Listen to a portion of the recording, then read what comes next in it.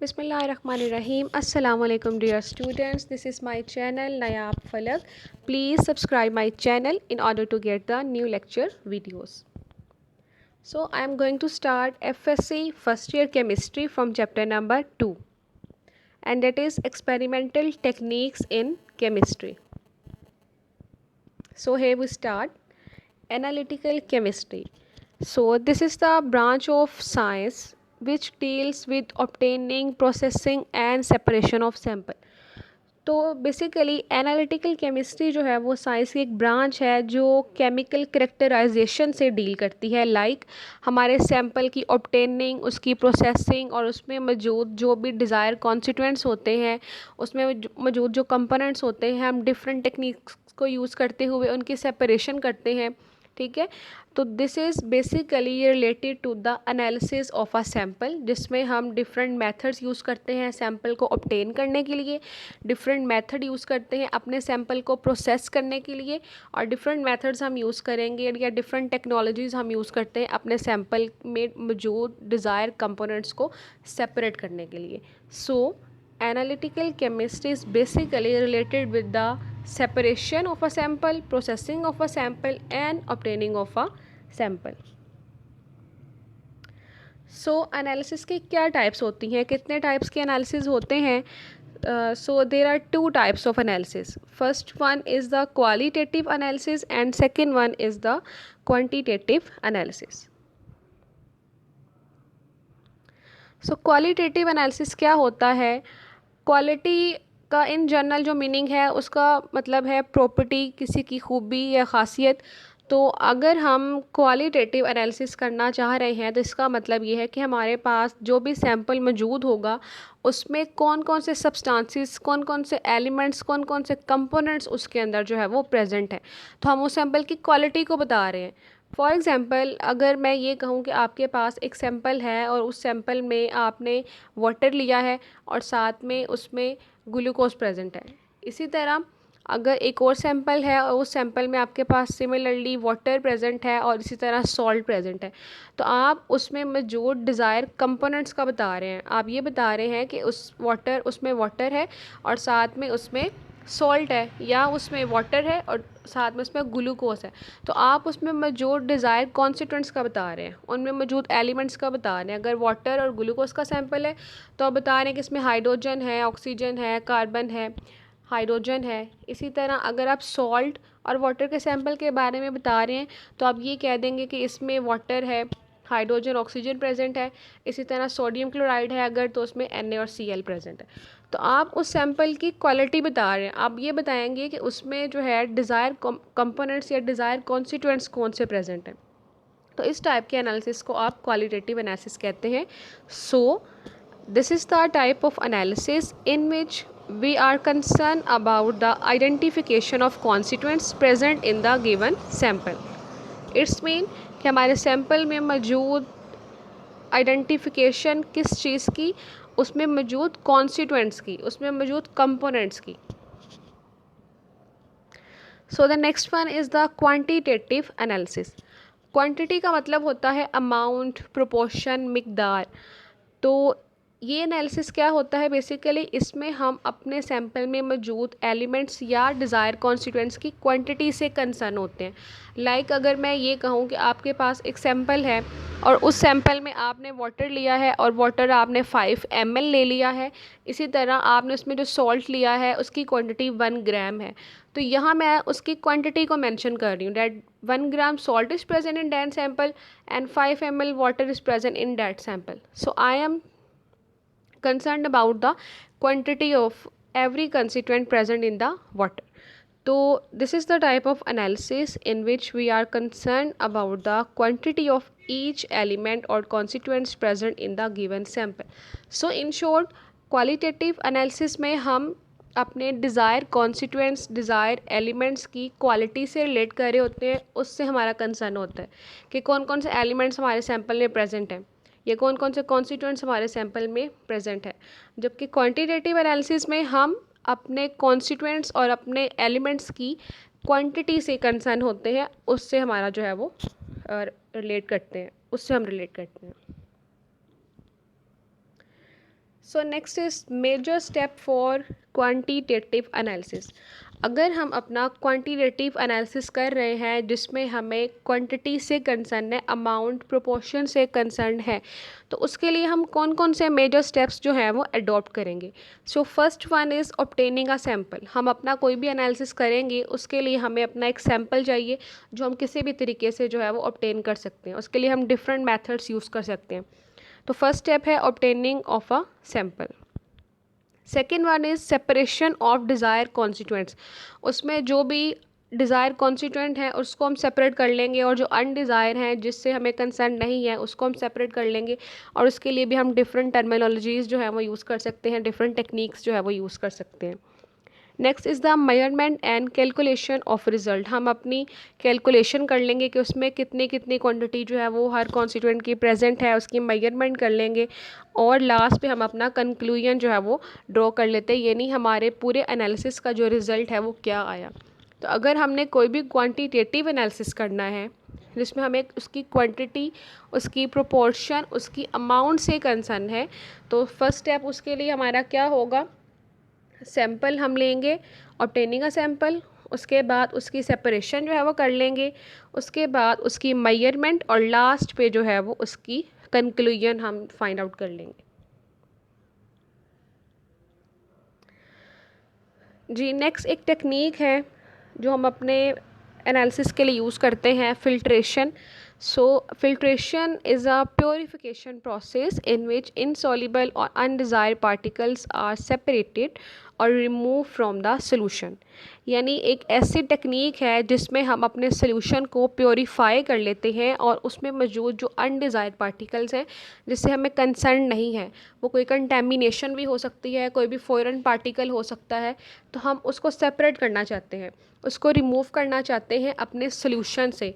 तो उसको रिमूव करने के लिए जो मेथड हम यूज़ करेंगे, जो एनालिटिकल टेक्निक हम यूज़ करेंगे, डेट इज़ द फिल्ट्रेशन।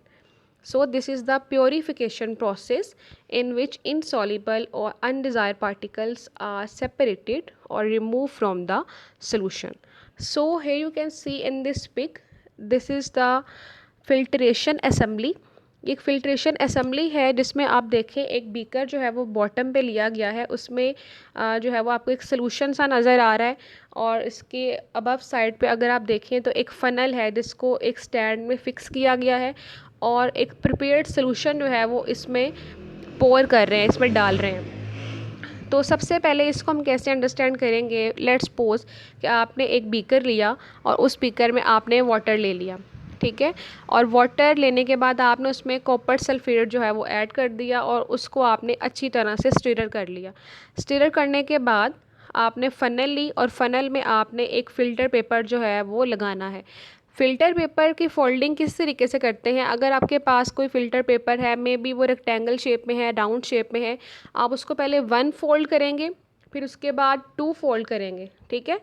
तो 2 फोल्ड्स करने के बाद आप क्या करेंगे, आप उसकी 3 साइड्स जो हैं पेपर की वो एक साइड पे कर देंगे, और 1 साइड जो है वो, यानी 3 फोल्ड्स जो होंगी आपके फ़िल्टर पेपर की वो एक साइड पे होंगी उनकी थिकनेस, और जो 1 साइड थिकनेस है वो एक साइड पे होगी, ठीक है। तो वो एक कोन शेप में आपके पास फ़िल्टर पेपर जो है वो आ जाएगा। आई एम रिपीटिंग कि आपके पास एक फ़िल्टर पेपर है, आप उसको लेंगे, आप उसको पहले 1 साइड फोल्ड करेंगे, 1 साइड फोल्ड करने के बाद आप इसको फिर जो है वो 2 साइड फोल्ड करेंगे, और उसके बाद उसकी 3 जो लेयर्स हैं, 3 फोल्ड्स जो होंगी वो एक साइड पे होंगी, और जो 1 फोल्ड थिकनेस है उसकी वो एक साइड पे होगी। तो उस फिल्टर पेपर की जो शेप है वो कौन शेप आ जाएगी, आप फ़नल को हल्का सा वेट करके उसमें वो फ़िल्टर पेपर जो है वो एडजस्ट करेंगे, और उसके बाद जो सोल्यूशन आपने बनाया है आप उसको आहिस्ता से ग्रेजुअली उस फ़नल में जो है वो डालेंगे, और उसको स्टिरर से जो है वो लाइट सा जो है वो मिक्स करेंगे, ठीक है। तो उसके बाद आप अपना सोल्यूशन जो है वो उसमें डालेंगे।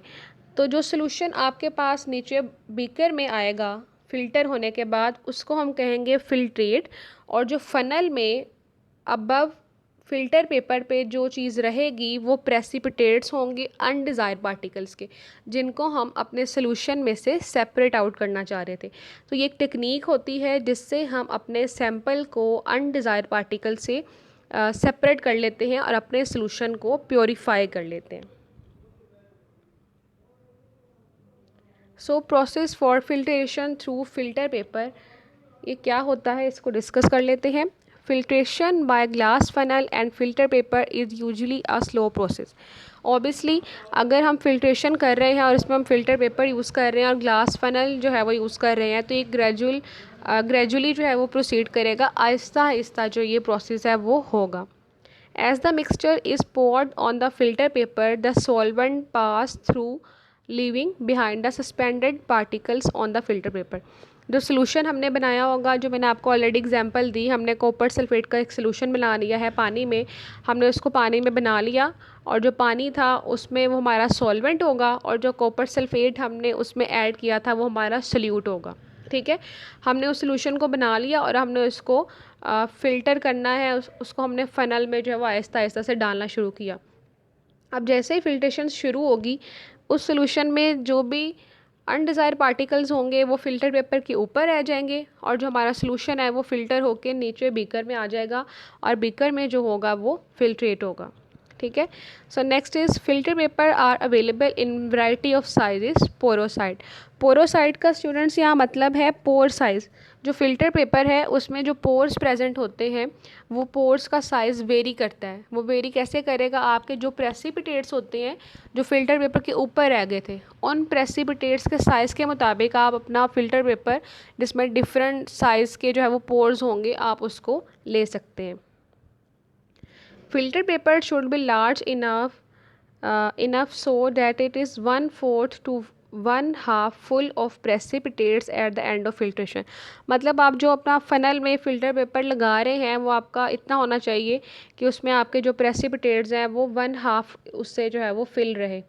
ठीक है, और जो आपकी फ़नल है, ये एक इम्पॉर्टेंट पॉइंट है, अगर आप अपनी फ़नल जो आपने फ़िल्ट्रेशन के लिए यूज़ की आप उसको ले रहे हैं और उसकी जो टिप होगी वो 1 to 2 सेंटीमीटर जो आपकी टिप है, वो टिप जो है वो आपकी बीकर के साइड पे जो है वो टच करे। आप उसको ये ना करें कि उसकी टिप बिल्कुल लास्ट पे बीकर की बॉटम के साथ टच करें। ठीक है, ऐसा नहीं करना, आप उसकी साइड पे उसको बीकर के साइड पे अपनी जो टिप है फ़नल की उसको एडजस्ट करें और आपका जो पेपर होगा जो फ़नल में आपने एडजस्ट किया है वो ऐसा हो कि वो आपकी फ़नल की जो टॉप साइड है, ठीक है, उसे बाहर ना निकला हो। ठीक है, उसे थोड़ा सा अंदर ही रहे। और जब आप अपनी फ़नल में अपना सोल्यूशन ऐड करेंगे तो सोल्यूशन को भी आपने नॉर्मली ही फिल रखना है, ज़्यादा नहीं फिल करना कि वो उस फ़नल से बाहर जाए। So the funnel should be large enough for its rim to extend 1 to 2 centimetre above the top circumferences of paper. It's mean कि आपकी फ़नल जो है उसकी टॉप साइड इतनी बड़ी हो कि आपका जो पेपर उसमें एडजस्ट किया है उससे 1 से 2 सेंटीमीटर थोड़ी सी अबव आपकी फ़नल प्रेजेंट होनी चाहिए, अबव साइड जो है। The stem of funnel should be several inches long so it can extend to few centimetre down in the receiving beaker. और उसकी जो टिप है जो फ़नल की वो काफ़ी सेवरल इंचेस लॉन्ग होनी चाहिए ताकि वो बीकर जो आपने रखा हुआ है रिसीविंग बीकर जिसमें आपका सोल्यूशन जाना है वो उसमें ईज़िली जो है वो उसमें पहुंच सके। And the tip should touch the side of beaker, और आपकी जो टिप है फ़नल की वो बीकर की साइड पे हो। ठीक है, बीकर की साइड पे फ़नल जो आपकी होगी उसकी टिप रखने का फ़ायदा ये है कि आपकी जो फ़िल्ट्रेशन प्रोसेस है उसके दौरान स्प्लैशिंग ना हो। स्प्लैशिंग का मतलब है कि जो आपका फ़िल्ट्रेट है यानी आप सोल्यूशन जो फ़िल्ट्रेट कर रहे हैं उसकी छींटें जो हैं वो ना उड़ें। ठीक है, और आपका प्रोसेस जो है वो डिस्टर्ब ना हो। So this is the process of filtration through filter paper. ठीक है, ये डिटेल आपकी फ़िल्ट्रेशन की है। होपफुली आपने इसको अंडरस्टैंड किया होगा। Thanks for watching, good bye.